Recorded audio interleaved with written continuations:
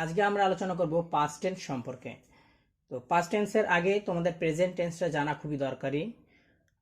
Present tense সম্পর্কে সুন্দরভাবে আলোচনা রয়েছে এর আগের ভিডিওতে, তোমরা সেই ভিডিওটা দেখে নাও। ওটা দেখার পরে তারপর তোমরা এটা দেখতে পারো।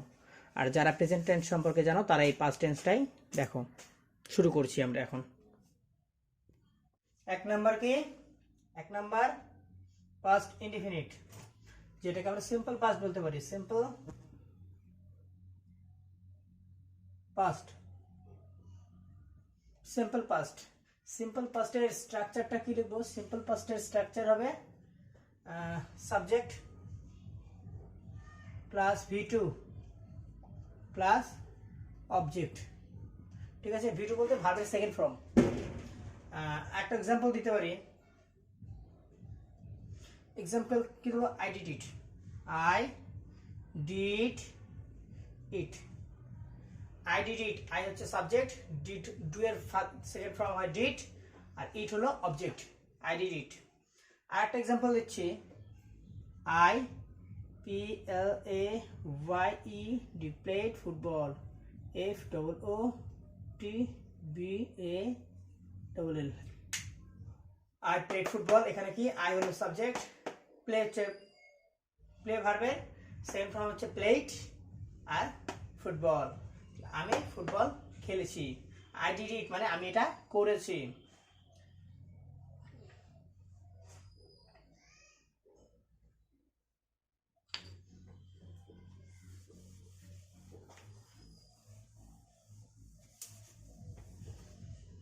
এরপর এখন আমরা 2 নম্বর আলোচনা করব পাস্ট কন্টিনিউয়াস টেন্স।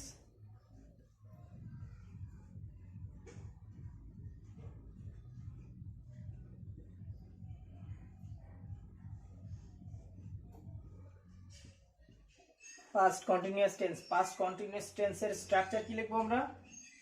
স্ট্রাকচার হবে সাবজেক্ট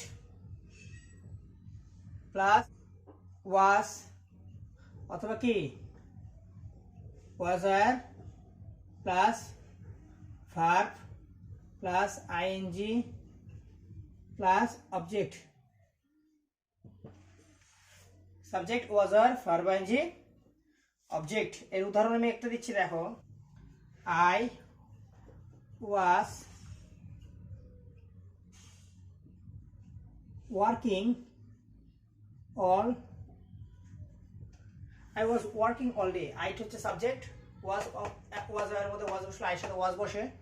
ওয়ার্কিং, ওয়ার্ক হচ্ছে ভার্ব, তার সাথে আইএনজি হয়ে গেল ওয়ার্কিং অল ডে, এটা হয়ে গেল কি? অবজেক্ট। We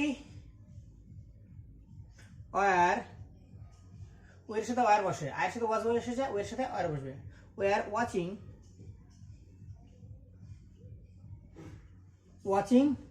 TV.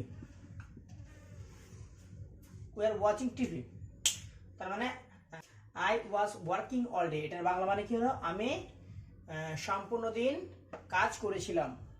আবার উই আর ওয়াচিং টিভি মানে আমরা টিভি দেখছিলাম, কেউ বলতে পারি আমরা টিভি দেখিতেছিলাম। আচ্ছা, এরপরে আমরা পরেরটা আলোচনা করব।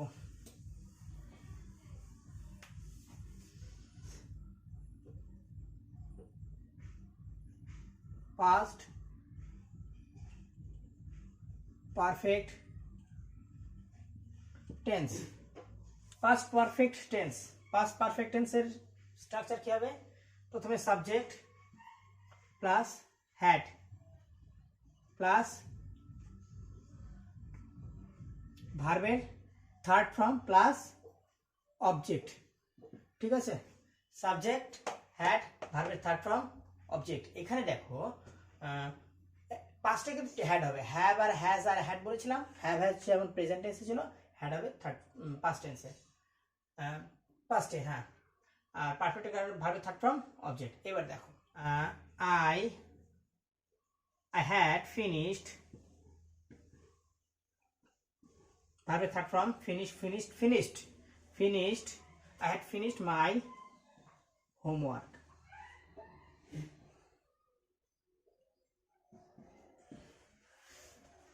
I finished my homework. মানে আমি আমার বাড়ির কাজ সম্পন্ন করেছি। আরেকটা উদাহরণ দেখো, the patient had died. Patient had died before the doctor come.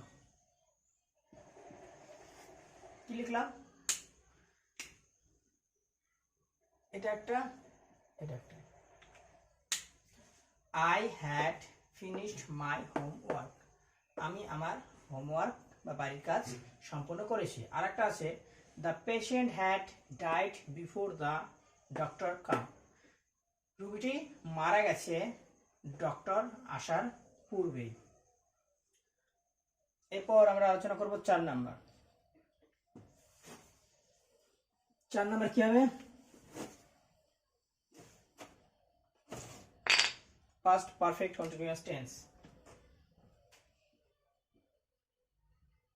Past perfect continuous tense. এটার স্ট্রাকচারটা কি লিখব? Subject plus had been plus verb plus ing plus object. Subject had been, verb ing object. Example কি দিব? It had been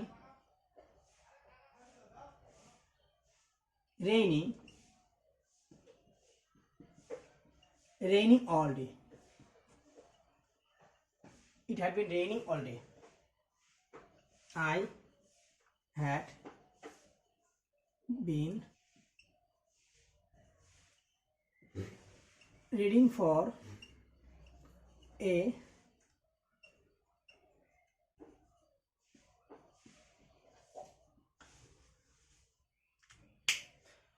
প্রথমটা দেখো, it had been raining all day.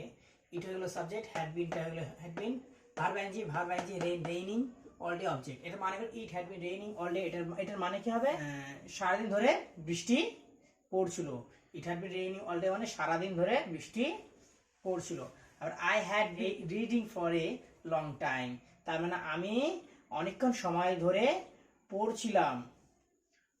এটাও আইটা সাবজেক্ট, হ্যাড বিন বসে গেল, আর ভার্বের সাথে আইএনজি, রিডের সাথে আইএনজি বসে গেল, ফর এ লং টাইম এটা হয়ে গেল অবজেক্ট। তো এখানে আলোচনা করলাম পাস্ট টেন্সের 4টে স্ট্রাকচার হয়ে গেল, 4টে হয়ে গেল। এরপর দিন আমরা আলোচনা করব ফিউচার টেন্স সম্পর্কে।